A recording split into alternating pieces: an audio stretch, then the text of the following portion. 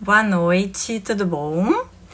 Eu sou Ludmila, sou pediatra ali do Nasce Criança e hoje, junto com a Larissa, que é a nossa otorrino, ali do Nasce também, e com a Alessandra, que é a nossa neuropediatra ali do Nasce Criança, nós vamos falar sobre um assunto que está bem alto e bem em voga depois de um ano de Covid, um ano de escolas fechadas. Então a gente vai falar um pouquinho, tanto com a Alessandra quanto com a Larissa, sobre esse assunto. Deixa eu convidar aqui as gurias. E a gente já vai começar o nosso bate-papo. Vocês podem ir mandando perguntas ao longo do nosso bate-papo. A ideia é que seja bem um bate-papo.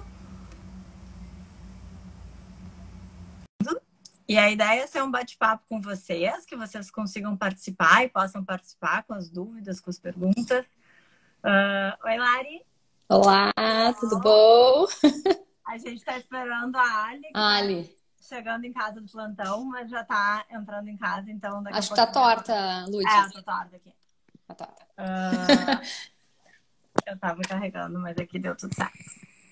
E daqui a pouquinho a Ali já entra aqui com a gente para falar também, enriquecer o nosso bate-papo. Isso aí. Tá. Esperar a Ali. Eu queria só dizer primeiro... Eu me apresentei. Isso. Eu sou pediatra, não falei que eu tenho um filho de 6 anos, que é o Bernardo. Então, eu vivo um pouquinho esse dia a dia das escolas fechadas, esse um ano de pandemia, tanto no consultório quanto em casa também. Então, eu acho que tu pode te apresentar também e falar das gurias. Isso. Da Lari, da Lari mãe. A Lari mãe. Então, assim, eu sou a Larissa, eu sou otorrinopediatra, eu faço parte com muita honra da equipe da Nasce, né? Nasce Criança, desde janeiro. E eu sou mãe de 2 crianças que são minha vida, que é a Beatriz, com 6 anos, e o Felipe, de 3. E então, a gente está nessa vivência, digamos assim, né? Relacionada, então, à ausência das escolas na vida das crianças. E eu queria dizer, antes de mais nada, que para mim é uma super honra estar participando. Eu assisto, obviamente não consegue assistir todas, mas a gente acompanha algumas lives da NASCE, e eu acho muito bacana porque tem todo esse espírito de bate-papo, né, de aproximação, e eu acho que esse é o nosso grande objetivo hoje, né, Lud? Vou chamar de Lud, porque para mim é a Lud, né, eu sou a Lari e a Ali é a Ali, e porque eu acho que o nosso grande objetivo hoje é justamente esclarecimento, né? É esclarecimento, é acolhimento, enfim, né? Porque a gente vem vivendo... Exatamente, né? Porque a gente vem vivendo já um ano aí de pandemia, e uma coisa que eu sempre gosto de falar é que a gente não sabe tudo, obviamente, desse vírus, né? E tá longe de saber tudo desse vírus, mas é muito diferente do que a gente tinha lá no início de 2020, que não se sabia nada, né? Então a gente já consegue reunir muita evidência, tem muito trabalho. Se tu bota no PubMed ali, que é, né, a maior fonte de artigos médicos, científicos, centenas de milhares de assuntos, assim, e de artigos publicados, fora todos que estão em pré-print, enfim. Então é muita coisa, né? E o que eu sempre falo também que é impossível qualquer médico estar sabendo tudo de todos os assuntos que envolvem Covid-19, né? Então, dentro daquilo que a gente, vamos dizer assim, se propõe a estudar, a gente tenta se dedicar. Tem perguntas que a gente não vai ter resposta, né? Assim como vai ter algumas que a gente já tem resposta, e tem algumas respostas que hoje a gente tem e que pode ser que mude, como é na medicina, né? Então, acho que isso é algo bem importante da gente também conversar. Sim, certamente. Eu sou bem tagarela, tá? Então, se eu estiver falando muito, vocês me cortem. A Ali já entrou, mas a Ali não me mandou o convite para eu aceitar ela. A Ali me manda o convite que eu te aceito para tu poder entrar aqui. bater um papo com a gente. Que não aparecem as carinhas aqui pra mim, mas a gente vai conversando e a Ali vai me mandar o convite, eu aceito ela e ela já entra aqui pra conversar com a gente também. Segue aí, Lari, segue falando, vamos lá. Bom, acho que uma das coisas, né, Lud, que acho que tu também pode falar bastante como pediatra, e eu acho que ainda amedronta muito, né, o comportamento da Covid-19 nas crianças. Eu acho que isso é algo que realmente muitos pais ficam com receio, muitos pais ficam, tá, mas e agora? Com essa nova cepa, o que vai acontecer? Qual é o risco? Enfim. Uma das coisas que eu gosto sempre de trazer muito quando a gente fala nesse assunto são dados, né? Que é o que a gente tem, é o que a gente tem de palpável, né? Nesse sentido. E diferente do que se achava lá no início da pandemia, que as crianças, né, como qualquer virose, via de regra, todo mundo que é pai e mãe, quem trabalha com criança sabe que as viroses, né, já teve até como é que é, crônica dizendo que o pediatra só falava que era virose, né, é porque realmente as crianças, elas se infectam muito por os mais variados vírus, e a gente que trabalha com pediatria, tu como pediatra, eu como otorrino pediatra, é o dia a dia do nosso consultório, via de regra. Então é normal que no início de uma pandemia, né, causada por um vírus desconhecido, que se achasse que o comportamento desse vírus ia ser como sempre foi, que as crianças iam se contaminar, que ia ser uma mortandade de crianças, né? E que as crianças, como a grande maioria dos vírus acontece, elas iam se infectar e iam levar o vírus para dentro de casa, né? Então isso foi algo algo unânime no mundo inteiro lá no início, né? E o que foi se observando é que com o passar da pandemia, curiosamente, o SARS-CoV-2, que é o vírus que causa a Covid-19, de longe não tem esse comportamento que a grande maioria dos vírus tem nas crianças, né? Então eu gosto de trazer um pouquinho de dados sobre isso, porque o que acontece? O que a gente tem? População pediátrica, tá? É uma faixa etária muito ampla, né? Que vai desde o 0 até os 19 anos, em geral, que se leva em consideração, né? Então, assim, se a gente for levar em dados do Rio Grande do Sul, essa faixa etária hoje, né, ela corresponde a quase 30% da nossa população, né? Em torno de uns 28%. O censo está meio desatualizado, então uma estimativa, em 27%, 28%.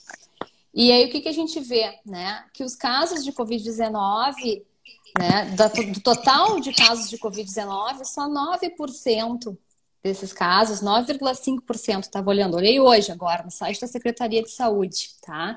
Do Rio Grande do Sul. Só 9,5% dos casos de Covid-19 correspondem a infecções nessa faixa etária. Então, apesar da gente ter quase 30% da população nessa faixa etária, só 9,5% dos casos são nessa faixa etária. O que isso traz de positivo, né? Porque isso vem ao encontro do que muitos artigos vêm nos mostrando, né? E esses dados são dados atualizados, ou seja, com cepa nova, com tudo que tem por aí, né? Então, o que a gente observa em relação a isso? Que realmente existe uma tendência de uma menor taxa de infecção, né? Nessa faixa etária. O porquê que isso acontece, por que esses pacientes, que essa faixa etária se infecta menos, ainda é uma incógnita, tem várias teorias, algumas já mais bem aceitas, né? Algumas falam por questões relacionadas ao próprio sistema imunológico, né? Que o nosso sistema imune inato, que é aquele com que a gente nasce, né? Ele estaria mais funcionante nessas faixas etárias e, portanto, a gente acaba não se infectando. Tem artigos falando, oi, Ali, bem-vinda! Consegui! Tava difícil, tava sofrendo aqui. Desculpa, não quis interromper, deu certo. Não tem problema. Tem algumas coisas que falam sobre um menor receptor, né? Que é o ECA2, que é o receptor que faz com que o vírus entre, né, no nosso organismo, que tem uma expressão menor. né? Enfim, então tem também a questão de daqui a pouco se pensar em alguma imunidade cruzada, porque a gente não pode esquecer que coronavírus sempre existiu. Existem os coronavírus zoonóticos, que são os que causam MERS, SARS, SARS-CoV-2, que tem um comportamento X, mas a gente sempre teve coronavírus, né? Todos os nossos filhos já tiveram alguma infecção por coronavírus, né? É o segundo vírus que mais causa resfriado, né? E existem 5 subtipos especialmente, e são os que mais causam resfriado. Só perde para rinovírus. Então, é rinovírus o principal causador de resfriado em criança. E segundo é o coronavírus. Então, não se sabe se daqui a pouco tem alguma questão de imunidade cruzada pelas proteínas, as spike proteins, né? Que são as da membrana ali do vírus, que se estima que até se pensa nas questões da própria desenvolvimento de vacinas, né? Em relação a isso. Então, enfim, é uma série de fatores que se acha, né, que são os responsáveis por essa menor taxa de infecção nas crianças. Nada ainda muito comprovado. O fato é que a gente vê mesmo que as crianças se infectam menos. E quando se infectam, aí vem mais uma boa notícia, né, no caso da população pediátrica, que eles fazem, em geral, em mais de 95% das vezes, alguns artigos quase 99% das vezes. Oi, Bê! Fazem, então... Oi! Fazem, então, uma infecção leve, né? Ou até mesmo quadros assintomáticos. E isso é ótimo, né? Eu falo, assim, que ainda bem, né? Que graças a Deus, porque acho que ia ser... Assim, não ia ter coisa mais terrível do que a gente ter um colapso na saúde com adultos e com criança, né? Que é o que a gente já vivenciou com crianças, né? Em outras epidemias, exemplo do H1N1, né? Que a gente realmente quase tinha falta de leito para as crianças, né? E acho que isso também é importante, né? Da gente falar que a gente está falando em escola, né, gurias? Que em nenhum momento se pensou em fechar a escola em epidemia de H1N1, ou até mesmo com um vírus sincicial respiratório, que é um vírus que está aí todo inverno, né? Estamos chegando, inclusive, na época dele, né? Tá chegando aí com tudo. o vírus sincicial. Mas sabe que em São Paulo já tem dados, assim, que esse ano ele tá um pouquinho mais forte do que foi ano passado. Enfim, né? Então a gente sabe que realmente a taxa de letalidade da Covid-19 em crianças, ela continua extremamente baixa, tá? Aqui no Rio Grande do Sul, em torno de 0,04%. Isso é muito baixo, porque as pessoas às vezes não têm números, mas não tem muita ideia, né? Mas isso realmente é muito, muito baixo. A taxa de letalidade, para vocês compararem, assim, estimada em adultos, depois nessa faixa, né? Na verdade, em geral, da Covid-19 no Rio Grande do Sul, hoje está estimada em 2,5%, tá? A taxa geral de letalidade. E nessa população pediátrica, está em torno de 0,04%, ou seja, é muito menor, né? As crianças se infectam? Sim, se infectam, né? Mas o que eu acho que é importante a gente falar é que realmente a apresentação clínica nas crianças, ela é muito, na grande imensa maioria das vezes, muito, muito leve e muito tranquila, né? Tem, claro, os casos da SIMP, que é a Síndrome Inflamatória Multissistêmica, que é em torno de 0,4, 0,6, vai variando assim conforme a população, conforme os artigos, enfim. Mas eu também gosto de dizer que, diferentemente do Covid-19 nos adultos, que a gente não tem tratamento específico, né? E é uma grande discussão, que aí outras 15 mil lives para isso, né? Quem apoia isso, quem apoia aquilo outro, enfim. Mas em relação a SIMP, a gente tem tratamento, né? E então se usa imunoglobulina endovenosa, se usa corticoterapia, e as crianças vão bem, via de regra, né? E a própria síndrome respiratória aguda grave em criança também, embora ocorra eventualmente, também não é algo frequente. Então, eu acho que é algo super importante, assim, da gente conversar, né? Vocês que trabalham com pediatria, a Ali chegou do plantão agora, né? A Ali também pode nos ajudar a falar, né, em relação a isso. Hoje, por exemplo, em Porto Alegre, a gente tem criança internada em UTI por Covid-19. Tem 7. Nossa, 7? Sim, mas tem 670 adultos, né? Então, assim, é infinitamente mais tranquila em criança, né? Então, isso é para tranquilizar os pais, porque às vezes os pais dizem, nossa, mas eu vou deixar meu filho trancado em casa porque eu não quero carregar essa culpa, né? Do meu filho ficar doente, enfim. Risco zero não existe em nada na vida, né? Então, assim, a gente vai botar ele andar de patinete, a área ali, neuro, né? Daqui a pouco faz um trauma crânioencefálico, uma coisa assim. Vários, então, né? Vários. A área na emergência tem essa sensação, mas a sensação que eu tive esse ano no consultório com os pacientes é que os traumas, as quedas, né? Os TCEs leves, aumentaram muito. Ainda bem, aumentaram muito. Principalmente nas crianças pequenas, porque criança pequena, ela é sensório-motora, né? Então, ela precisa de um ambiente, inclusive, para se desenvolver do ponto de vista neuropsicomotor, né? A gente sabe disso. Eu acho que, de uma certa forma, a gente tem que repensar esse impacto. E, é claro, a nossa sociedade, talvez a nossa estrutura, né, como família, como casa, como população que aumentou muito, é que a gente não tenha tanto espaço físico também para oferecer para as crianças. E mesmo quando a gente tem esse espaço físico, a gente não tem, às vezes, a disponibilidade, porque a gente também precisa trabalhar e é muito difícil, né? Acho que o ponto principal e mais complicado é como aliar o homeschooling, né? Porque eu acho que a ideia também é a gente discutir nessas questões. Então, que dicas e como é que os pais da vida real fazem com os seus filhos dentro de casa, tendo que trabalhar, né? Até a Paty está colocando aqui a questão do trauma dentário. A gente tem visto realmente muito trauma. Então, é a criança... Bruxismo. Ansiedade. Mas é a criança que antes estaria tendo mais gasto de energia e um gasto físico durante a semana na escola, e agora a gente vê, então, a criança que brinca de pula-pula no sofá, e tanto pula que cai de cara, e aí quebra o dente, e aí acaba batendo com a cabeça, e aí faz um corte de queijo, quebra braço. A gente tem tido muito mais trauma, inclusive acidentes. Né? Tem um dado aqui bem interessante. Da minha irmã. Oi, minha irmã, oi, mana! Que ela trabalha no HPS, né?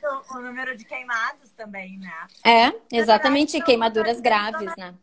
É isso aí. Porque é difícil, os pais estão no home office, então, assim, é aquela coisa, os pais estão trabalhando, a criança muitas vezes fica muito sem supervisão. E aí, e não tem, e é difícil realmente, essa balança é difícil, né? O trabalhar, o home office é difícil também. Exato.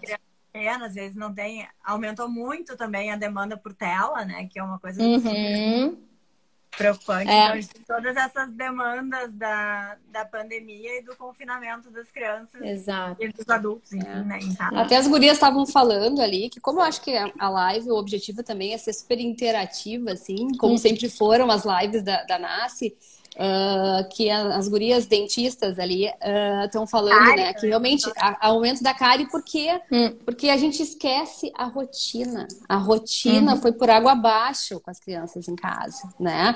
E a gente vai compensando. A gente sabe como é que é difícil no dia a dia.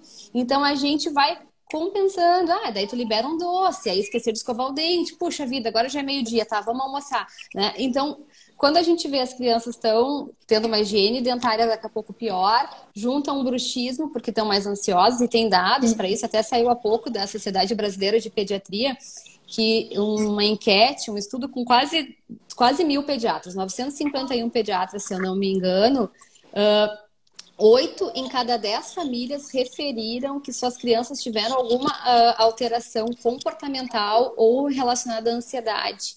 Então é inegável, né, gurias, que as crianças estão mais ansiosas, as crianças estão... A verdade também é muito, né? Demais. Eu acho que talvez o principal estudo é aquele que todo mundo cita em todas as lives, que é o estudo espanhol e italiano, com mais de 1.400, né, famílias entrevistadas, e aí eles colocam, então, o principal fator realmente é a falta de concentração nas crianças, né, de diferentes idades. Eu acho que até é importante a gente falar um pouco, porque parece que é tudo igual, mas não é. A gente tem um impacto diferente para cada faixa etária também, né? Então, a gente tem as crianças pequenas que tinham na escola uma atividade física maior. Eu até vou dizer para vocês que criança muito pequena, eu até não acho que seja fundamental estar na escola, né? Uma criança de 1 ano e meio, de 2 anos, exceto nessas situações em que realmente a gente não tem como oferecer dentro de casa. Então, a criança vai para a escola para poder ter um espaço, né? Para poder ter a convivência social com as outras crianças. A gente tem as crianças mais velhas na alfabetização, né, que então estão expostas à tela, e é impossível que uma criança consiga manter um foco durante 4 horas e meia, né, então, focado realmente na escola, e os adolescentes com a questão também de atividade física. Mas eu acho que um outro ponto que a gente tem que falar, porque a nossa realidade é uma realidade bastante privilegiada, a gente lida, né? E a gente tem toda uma realidade, vocês estavam falando de cárie, de falta de rotina, de liberar o doce, quando também a gente tem o outro lado das crianças em vulnerabilidade social, que na escola estavam protegidas, né? E que tinham uma nutrição mais adequada, né? Então, um aspecto nutricional, o aspecto, sem dúvida, de desenvolvimento de atividades, de relacionamento com os seus pares.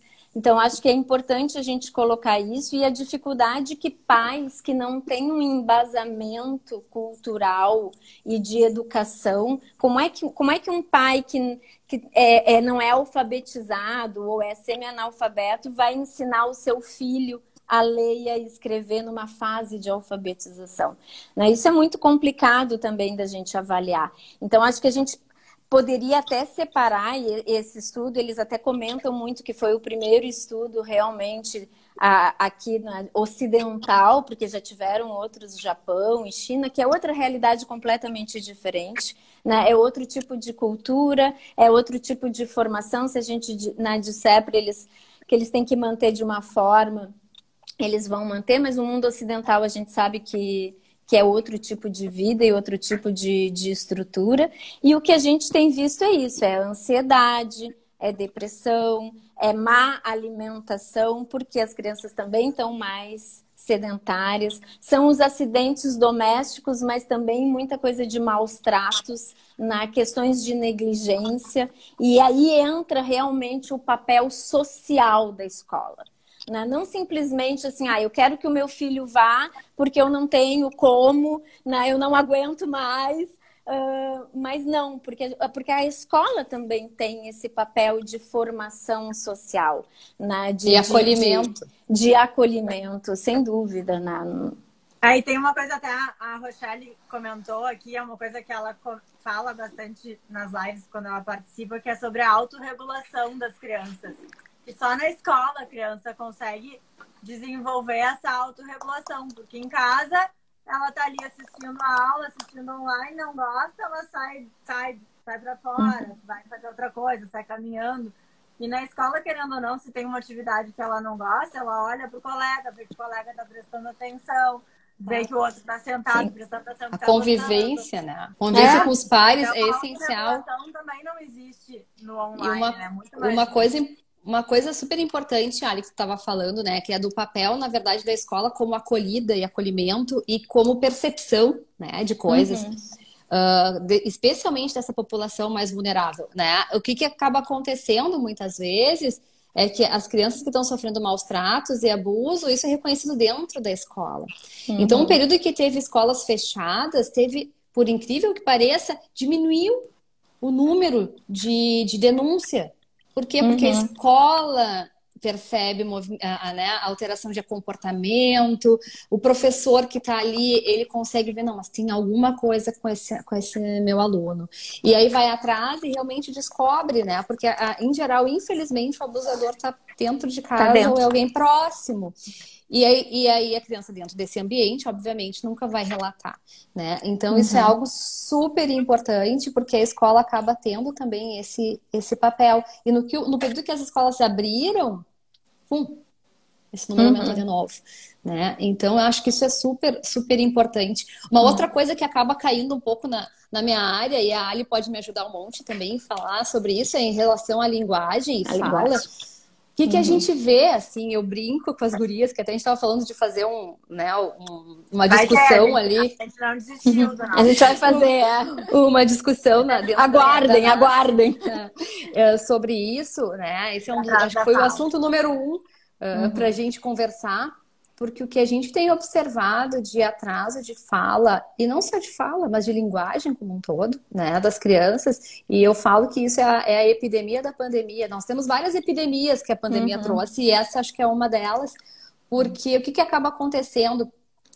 Tem estudos mostrando que, inclusive, isso não é preconceito, tá, gente? Isso é o que falam os estudos.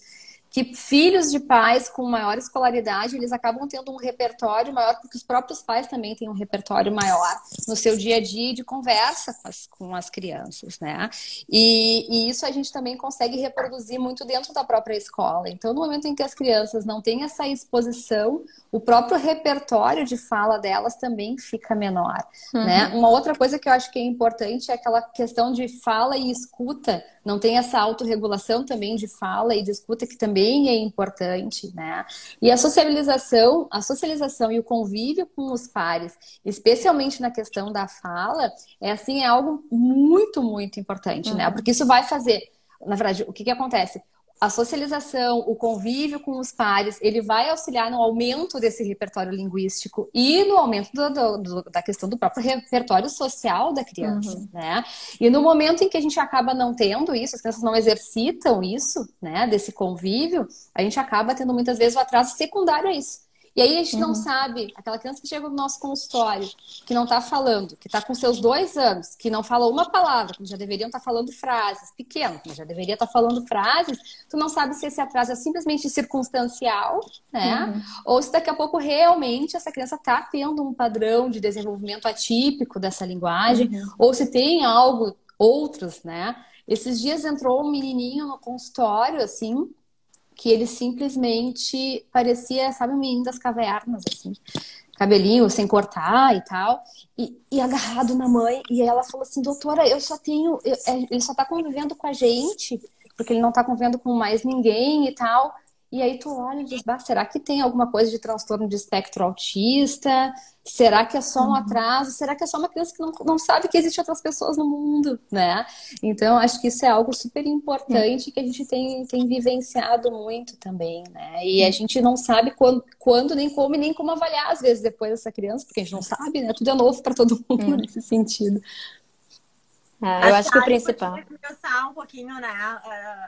A questão de cada faixa etária, assim, das crianças, dos bebês.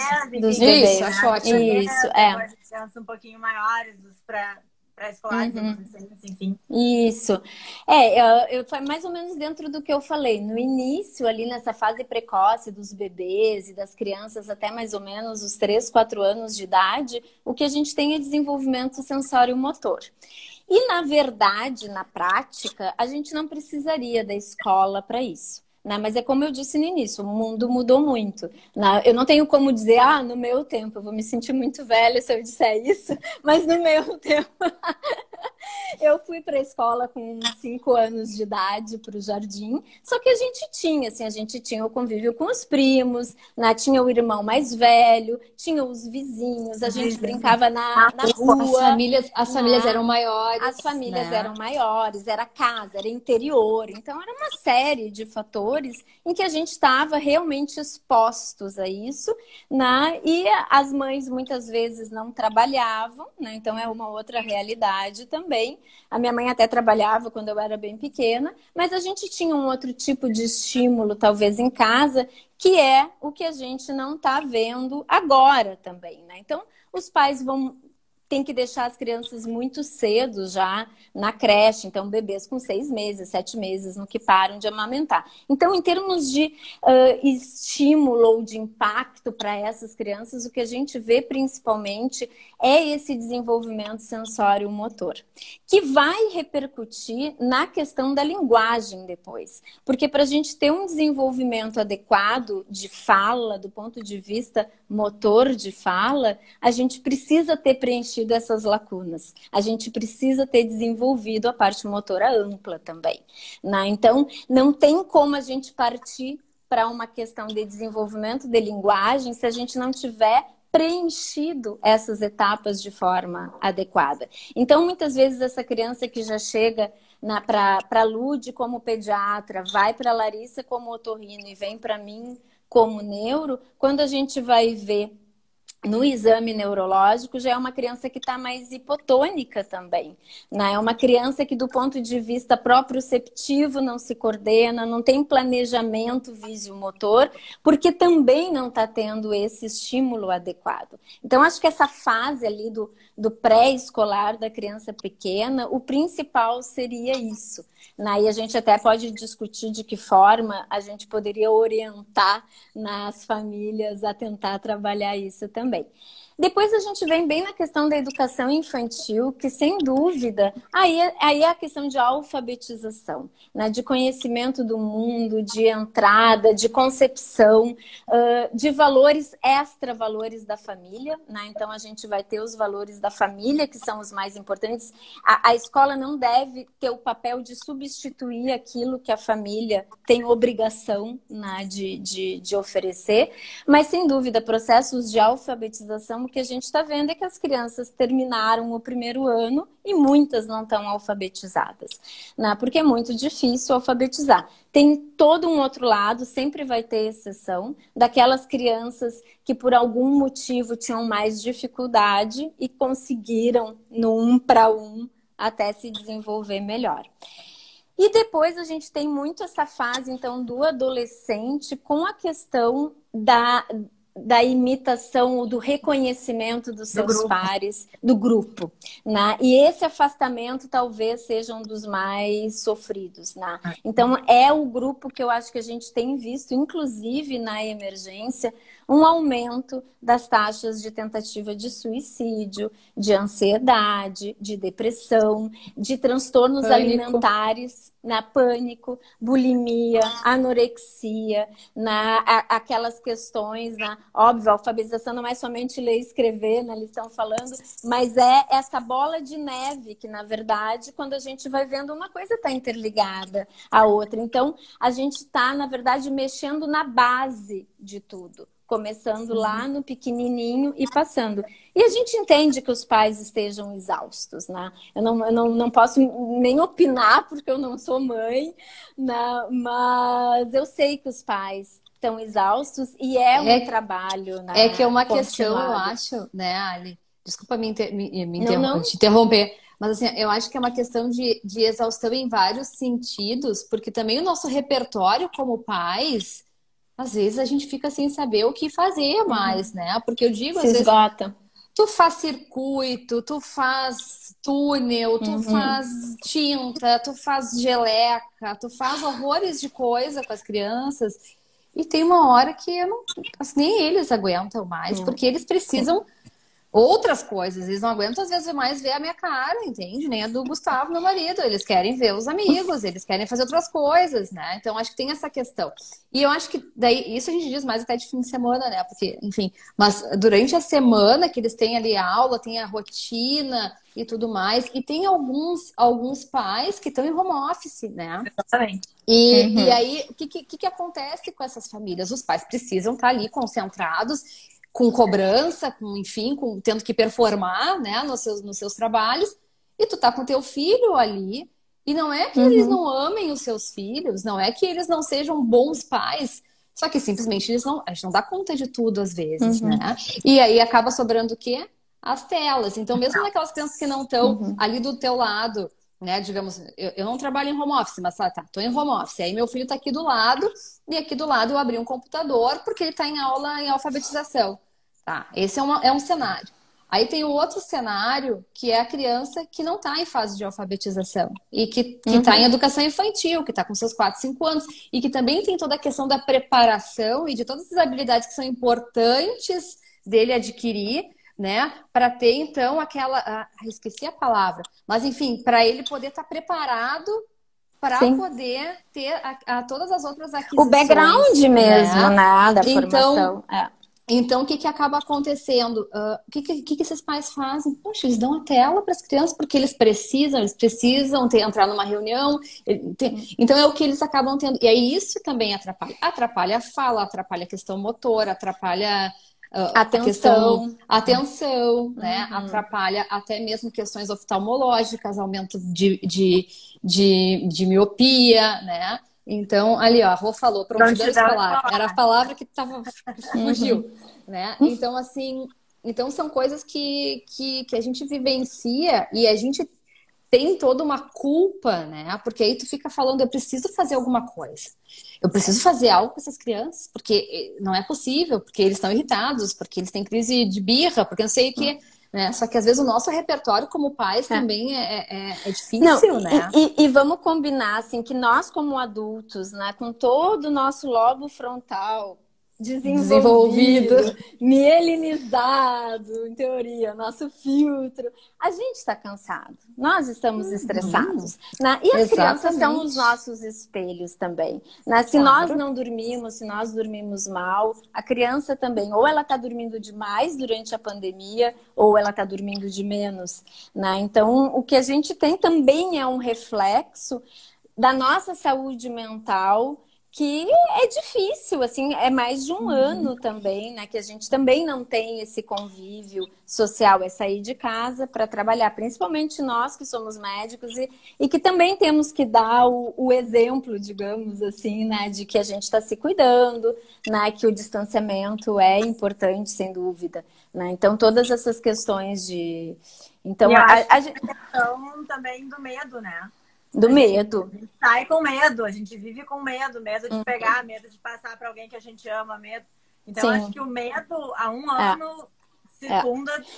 E aí as crianças estão com medo de ver os seus pais doentes, né? E muitas vezes eles dizem isso e acabam também somatizando determinadas doenças, né? Então, crises não epiléticas, né? Psicogênicas. Então, a gente tem visto um aumento realmente de todos esses quadros em função, né, disso tudo.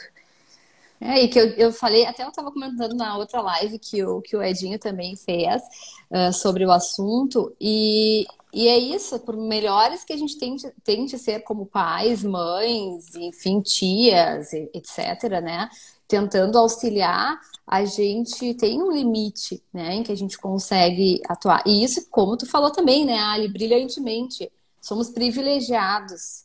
Né, os nossos, né, o B, a Bia, o Felipe, eles têm toda uma estrutura e se um dia precisar qualquer apoio outro, seja psicológico ou até de alguma dificuldade que eles possam vir a ter, a gente vai conseguir correr atrás, né? O que me preocupa é aquela criança lá que, sei lá da escola pública, que daqui a pouco enfrentou uma greve em 2019, e depois em 2020 a escola ficou fechada, e a escola ainda está fechada, e a mãe tem até a 4ª série. Né? Gente, o que vai ser dessa criança? Né? E essa criança vai estar aí, né? Vai ter evasão escolar, ele não vai se interessar, porque ele não vai adquirir as habilidades, porque é como tu falou, é a bola de neve. Né? Para tu conseguir aprender X, tu tem que ter aprendido o Y antes, né? Então as coisas são muito complicadas, é uma rede muito complexa. A gente ainda não tem ideia de quais as reais consequências. Está saindo muito estudo agora já, né? Da Europa, enfim, que eu nem consegui olhar esses estudos ainda, mas que tem saído muitas coisas. Né, já de dados daí sim relacionados à própria Covid, né? Então, porque antes era uma coisa assim, era uma suposição baseada em outras coisas, mas agora a gente já começa a ter dados mais concretos, né? E isso acaba sendo muito preocupante, porque a gente fala que isso vai ser, na verdade, transgeracional. Porque não é a geração que vem, só que essa geração também vai ser pai. E então, assim, até tudo isso, né, conseguir realmente entrar nos eixos, vai muito tempo, né? A gente teve muito tempo sem escola. O Brasil, né, é um dos países que mais ficou tempo com as escolas fechadas no mundo. Se soma isso, o Rio Grande do Sul, entre os estados brasileiros, um dos que mais ficou fechado também, né? Então, e tá fechado ainda, né? Então, o que acontece? A gente aumenta a desigualdade. Absurda, né? Esse gap que já existia, ele não era pouco, vai ficar cada vez maior, né? E, claro, tem todas as questões sociais, desemprego, questão econômica, que isso nem se fala, né? E isso, obviamente, então é algo a mais, né? E a gente tem que encarar que educação é importante, né? A escola é importante na vida de todos. Se não fosse as escolas, se não fosse a gente ter estado numa escola, a gente não ia estar onde a gente está hoje, né? E eu sempre falo, eu sou filha de professores, meu pai e minha mãe são professores, e eu sempre ouvi deles que educação era tudo que eles iam nos dar, né? A nossa herança, única herança, é educação, né? E é uma coisa que e sempre ouvi também, isso nunca vão tirar de ti, minha filha. E é verdade. Exatamente. Né? Então é uma lástima isso, né? Das crianças estarem há tanto tempo e perdendo tanto. Né? Então a gente realmente se preocupa. Se a gente está aqui hoje, num domingo, às 8h15 quase da noite, falando sobre isso, é porque a gente está preocupado com o que está acontecendo, né? E com todas as consequências. O pessoal até está colocando assim, né? Imagina assim, a gente está falando de crianças neurotípicas também enfim, e a realidade, né? E a gente tem as crianças com deficiência e as crianças com dificuldade, né? E as crianças que precisam de muito mais suporte. Então a gente está vendo, e aí realmente já tem vários outros estudos do impacto, né? Que a gente também está tendo desse fechamento das escolas nessas crianças, né, que tinham na escola muitas vezes um estímulo multidisciplinar, né? Então é um impacto realmente global, né? E a grande questão que eu acho que sempre fica e que eles nos perguntam é isso, né? Tá, e aí, o que a gente faz? Porque a realidade é que as escolas estão fechadas, né?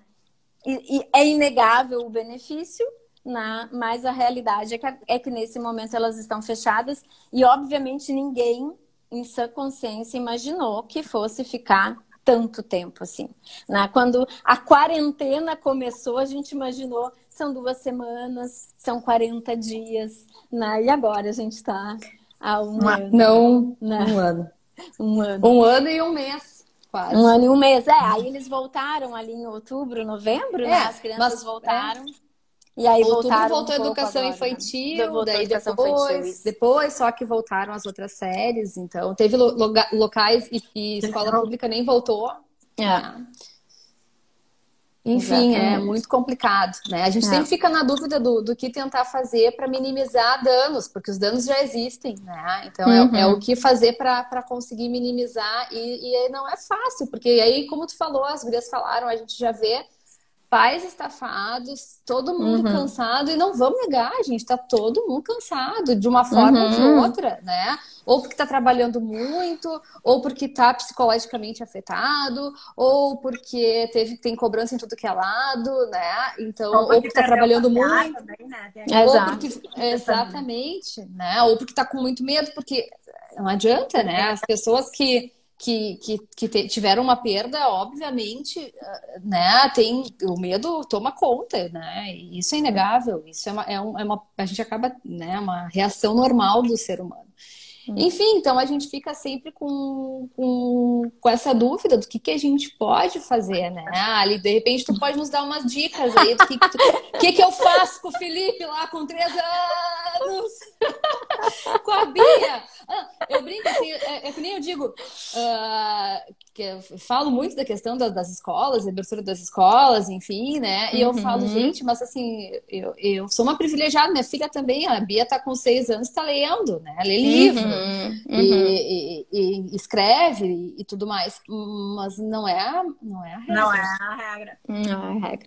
né? E aí, o que fazer para ajudar? E até mesmo, a que estava falando, né, das crianças com desenvolvimento atípico, elas tinham toda uma rede e essa rede, inclusive, se fechou. Mesmo que às vezes tem pais, bom, mas é que a TO não está mais atendendo, é só online. A fono é só online. Não sei mais quem é online. Gente, para essas crianças, tudo online, né? Não é online, né? E aí tu também tem que pensar assim, o quanto isso é benéfico ou não para esses pacientes e o quanto que não vale a pena tu, entre aspas, abrir um pouco a porta da tua casa se o outro profissional topar, né? E tu correr esse risco, um risco que se controlado não é nenhum horror, mas enfim, pelo teu filho, né? Porque isso é algo bem preocupante, né? É avaliar exatamente os fatores de risco e de que forma a gente pode minimizar com segurança, né? De que forma a gente pode fazer para que isso não tenha um impacto maior. Porque hoje a gente está vivendo um colapso e para quem está dentro do hospital é assustador realmente, né? A gente saber que as UTIs estão lotadas, que pela primeira semana as UTIs de contingência não estão, né, com uma lista de espera, que felizmente na pediatria a gente não tem, mas é que quando a gente pensa na escola, a gente também tem que pensar nessa rede, né, porque não é só também a criança e o professor ou a turminha da criança. A gente tem o tio da Kombi para levar, a gente tem a que vende a merenda, a gente tem as pessoas que fazem a limpeza, a gente tem o segurança da escola. Então é toda uma rede que a gente também tem que organizar para que seja uma volta com segurança. E aí é isso, de repente, enquanto não volta, permitir algumas coisas, abrir para que alguém possa ir. É claro que não é fácil, e isso também custa, né? A gente tem um gasto com isso também. É uma série de questões, né? Uma coisa que se bate muito, e cada vez tem mais evidências falando bastante a respeito disso, é que sim, principalmente em relação à própria taxa de transmissão comunitária, que é isso que tem uma implicação maior na segurança mesmo até das próprias escolas, né? E que é justamente isso que acaba algumas vezes refletindo, né? Então, quando a gente tem uma taxa de transmissão comunitária muito alta, a gente, eventualmente, embora a escola seja uma fortaleza, digamos assim, né, no meio de uma ilha, né, ela não está 100% isolada, né? Então, se a gente tem uma taxa de transmissão comunitária altíssima, né, existe um risco maior de ter os surtos dentro das escolas, é tudo que a gente não quer, né? Mas no momento em que essa taxa realmente começa a diminuir, a segurança de dentro da escola acaba sendo garantida. E isso é super importante, porque no momento em que a gente tem essa segurança dentro das escolas, né, e que a escola acaba sendo um ambiente seguro, óbvio que a gente não ignora o que está acontecendo dentro dos hospitais de forma alguma, a gente não pode negligenciar isso, mas isso deixa de ser tão significativo na segurança de dentro da escola, né? Então, isso é uma coisa que é importante até da gente falar. E a gente tem dados daqui mesmo, né? Que o Rio Grande do Sul teve esse período que a Ali falou de abertura ali, né? E não foi realmente registrados surtos nas escolas, né? Nesse período em que teve aberto. E aí as pessoas ficam, mas enfim, mas não tá com muita transmissão. Se a gente for olhar a média móvel, ela tá até menor agora do que estava quando abriram as escolas, da questão de transmissão comunitária, né? Então, é uma questão que eu acho que é importante da gente trazer aqui. E lembrar que teve a grande, imensa maioria, eu acho que isso é algo importante, né, gente? A gente tem que tratar a educação como prioridade, como uma coisa essencial. A gente está falando aqui horrores de coisa, muita coisa, né, falando sobre os prejuízos das escolas fechadas e as consequências que nós vamos ver a longo prazo, né, em relação a isso. Então, me dói o coração, e eu falo isso abertamente, e as pessoas que me conhecem sabem, né, que me dói o coração de ver a inversão de prioridades, porque a escola realmente, em tudo que é lugar do mundo, né, se fala que a escola é a última a fechar quando a gente tem, né, um cenário de grande transmissão. E na primeira onda de flexibilização no mundo inteiro, nos locais que fecharam, as escolas foram as primeiras a abrir. Então, isso, gurias, me traz, assim, uma tristeza que vocês não têm ideia, porque a gente vê, né, que a gente tem uma geração, né? Na verdade, então, a gente vê isso é outras ruim demais, prioridades, né? Como uma academia de ginástica aberta, né? É claro, todo mundo precisa trabalhar, né? Mas que daí aí a é gente questão entra, de prioridade. a né? gente entra numa discussão quase do sexo dos anjos hoje em dia. Exatamente. Já, né? Mas é que a gente, assim, tem que entender que educação, assim, para mim, os três pilares de qualquer sociedade, isso se fala, é saúde, educação e segurança. Teoricamente, é nosso direito assegurado, né, pela Constituição. Né? E a gente está vendo que não é a equação que a gente está vendo ser resolvida. Né? Então, isso nos preocupa, porque a gente está aqui como pessoas que trabalham com a população pediátrica, né? E que a gente que está no dia a dia do consultório, das emergências, né? A Alia ali trabalhando na emergência, a Lúcia trabalha em UTI NEL, uma sala de parto, e, enfim, está ali dentro do hospital. A gente está vendo, especialmente no nosso dia a dia do consultório, que é aí que a gente está vendo o problema. Né? Que é lá na base, porque essas crianças não chegam, porque como a gente estava falando antes, como as crianças, via de regra, não adoecem tanto a nível, né, a ponto de precisar do hospital, as crianças não estão no hospital, elas estão nos nossos consultórios, né? E a gente está sentindo o peso, né, já de uma forma consistente desse 1 ano. E isso com modificações muito significativas, né, em termos de hábitos, de rotina, que como é que a gente vai reverter depois tudo isso, né? Como é que a gente volta? Como é que a gente resolve o bruxismo? Como é que a gente resolve a ansiedade? Como é que a gente corrige a obesidade, a falta de sono? Eu tô quase fazendo psiquiatria já. Bom, é que sabe que neuro é muito chegado com a psiquiatria, né? Então, eu tava falando pro Gustavo, meu marido, eu falei, acho que vou fazer psiquiatria, gente, porque assim, eu vou ter que ser quase uma psiquiatra dentro, ou psicóloga dentro do consultório, porque é isso, assim, é criança com disfagia e que tu sabe que não é disfagia, né? Disfagia né, por algo, né, realmente orgânico, né? É criança com dor de ouvido, com otalgia, tu vai lá, palpa a têmia, a criança, né? Sai gritando de dor, por quê? Porque tá com bruxismo. Corpo estranho, gente, lá no início foi um horror, né? Agora tem até um pouco menos, mas assim, tanto que a própria SOGOT, que é a Sociedade Gaúcha de Otorrino, fez até uns posts, enfim, sobre isso, porque a gente tá vendo muita coisa. Os distúrbios do sono, né? A Ali, que tu também falou. Muito. E assim, gente, dormir bem é essencial para as crianças, para elas se desenvolverem, inclusive para elas aprenderem, né? Exato. Então, assim, tem a questão de regulação hormonal, regulação de comportamento, né? Isso. Então, assim, são coisas que tá tudo bagunçado, e por mais que a gente tente manter uma rotina, eu fiz lá com as crianças, se é que isso pode servir de dica, daqui a pouco serve, né? E a Alice achar que tá ruim isso que eu fiz, tu me avisa, que daí eu já mudo. Eu fiz um cartaz com a Bia lá em casa da rotina dela em tempos de pandemia, né?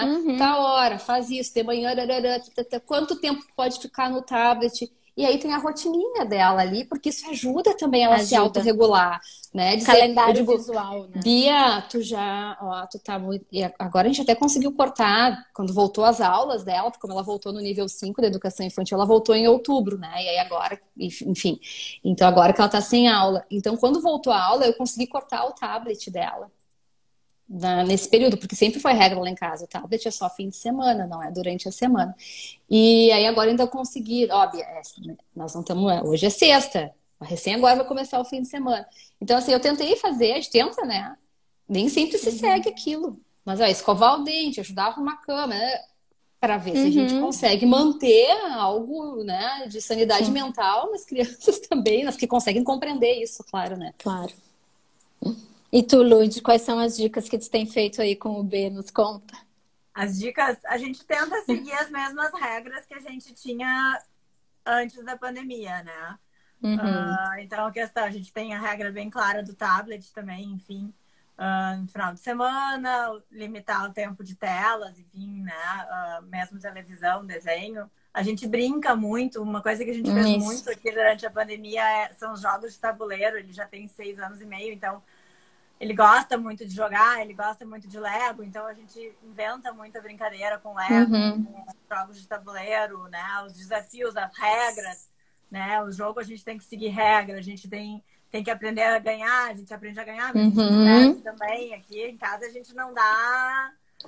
Não, moleza. Joga de verdade, a gente não dá moleza.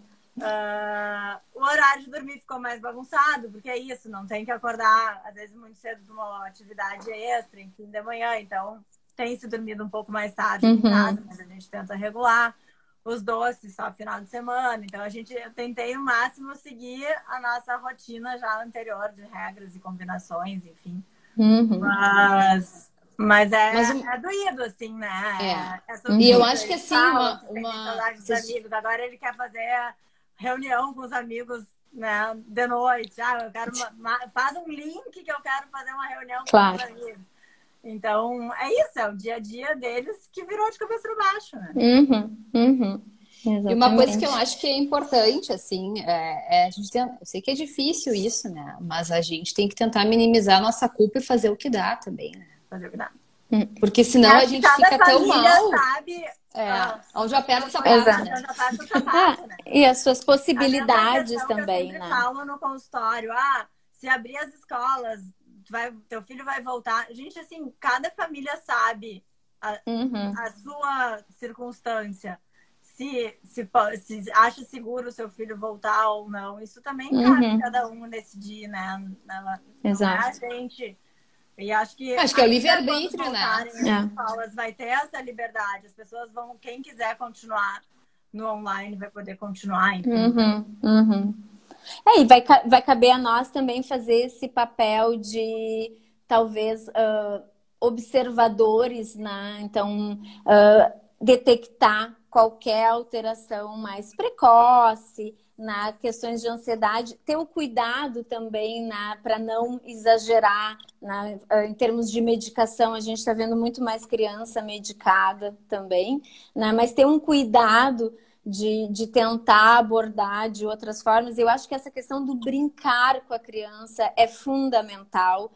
Eu tenho uma amiga que é minha colega de plantão, que é maravilhosa. Eu digo para ela que ela é mãe raiz, ela tem 3. Hoje ela saiu do plantão direto para fazer um piquenique com os 3, a Martina, o pessoal conhece, a Marte. Então, daquelas coisas assim, é brincar, é o tempo que tiver livre, é realmente sentar, brincar, jogo de tabuleiro, da forma que for possível, para que a criança também se sinta confiante e segura, e que os seus pais também estão tranquilos, entre aspas, assim, né? Não, mas é que assim, e eu vou dizer que eu tenho uma realidade na minha casa, que eu tenho, assim, uma criança de 6 e uma de 3, né, gurias? Não quero ver o que é, às vezes, né? Às vezes dá vontade de dizer, tá bem, eu vou lá no banheiro, mas nem no banheiro a gente consegue ir. Então, assim, é difícil, né? A gente também, às vezes, adaptar brincadeiras para as duas faixas etárias. Exato. Gente, assim, a gente vem fazer, eu vou dizer, a gente vem tentando, mas tem horas que como eu falei 30 vezes, mas o repertório acaba, né? Até acaba, a energia acaba também, né? Porque é muita demanda, a gente tem demanda, né?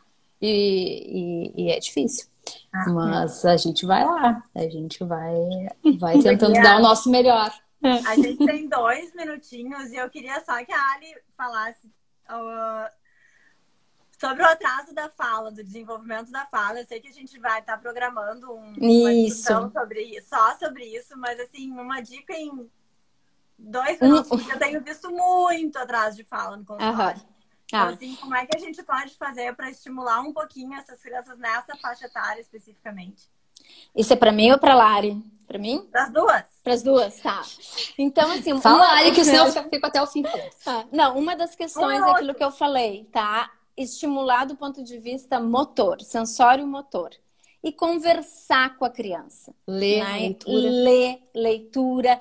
boca, Desligar a TV. desligar a TV, nada de tela, nada de TV para criança Nem o ruído pequena, de fundo, né, né? Ali? Nem o ruído de fundo. O Exatamente. ruído de fundo atrapalha. É que o que a gente já estava vendo muito atraso de fala por essa questão dos pais estarem um pouco atrapalhados, né, com as crianças pequenas. Muitas vezes eu digo para os pais, olha, tem que brincar. Ah, não, mas a gente não tem tempo. Isso antes da pandemia eu escutava muito também. Então, o que a gente tem que ver agora é o desenvolvimento dessas questões motoras, em primeiro lugar. Então, incentivar bastante.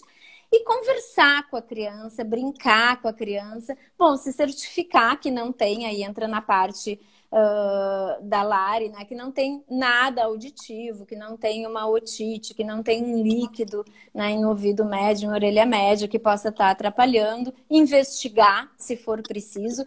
E eu acho que a gente também não deve banalizar, né? Agora passa aí, Lari, e dizer, tudo é a falta de escola. Não, exatamente. A gente tem que cuidar também. Porque isso já tinha, isso já existia. O que a gente observou foi um aumento. Agora a gente tem que saber dosar o que é o que, né? E que vai ser um desafio. Mas é isso. As medidas que a gente já orientava antes se seguem, né? Então, assim, é menos tablet, é menos tela. Até os 2 anos, zero tela, nada, tá, gente? Zero tela, gente, os dois. Mas tá, né? Então, ler, a leitura, falar de uma forma clara, não ficar falando muito diminutivo, né? Então, falar, não é? Ai, que bonitinho, dá esse aquizinho pra mãezinha. Incluir a criança, né? Tornar a criança uma colaboradora, né? Pega então, lá pra mamãe a fralda do mano pra me ajudar. Né? Conversar de uma forma clara. Se a criança fala com troca, se fala errado, não ficar corrigindo tanto, mas repetir da forma correta. Então tem muita coisa que a gente pode fazer nesse sentido, que não é fácil, obviamente, né? E é como a Ali falou, não é tudo, não é tudo por causa da pandemia. Não exatamente. Tem muita coisa por causa disso, porque a gente sabe que por A mais B, tudo que a gente já falou, que a escola, a sociabilização, porque na verdade não é só a escola, as crianças estão privadas de sociabilizar, né? Então, não tem parquinho, não tem nada. Se tu desce com a criança, o parquinho tá lá, vermelho, preto e tal. A gente falou no início, antigamente a gente brincava na rua. Na rua. Nem isso que é a questão motora, porque a criança de 1 ano e meio, ela não vai socializar com o coleguinha de 1 ano e meio. Eles vão roubar brinquedo, eles vão brigar. Mas que ajuda, né? Mas isso também ajuda, vai ajudar. Porque isso é que é o motor, né? E agora acho que vão nos cortar, né? Porque E a live vai ficar gravada. Já perguntaram aqui várias vezes, vai ficar gravada. Se eu acertar pra gravar, tá? Porque eu sou meio ruim nisso, mas a Ju me confiamos em ti. Vai ficar gravada. Pede pro B que ele ajuda aí. Capaz de ele ajudar mais ainda, imagina. Mas foi um prazer, gurias, estar com vocês. Muito, muito obrigada. Prazer também. Até o nosso debate sobre o atraso de fala, mas foi ótimo. Obrigada por disponibilizarem esse pouquinho de domingo aí pra nós. Também. Tamo Obrigada, junto. gurias. Tamo junto. junto. Tchau. Até o Nasce, até a semana. Até a semana.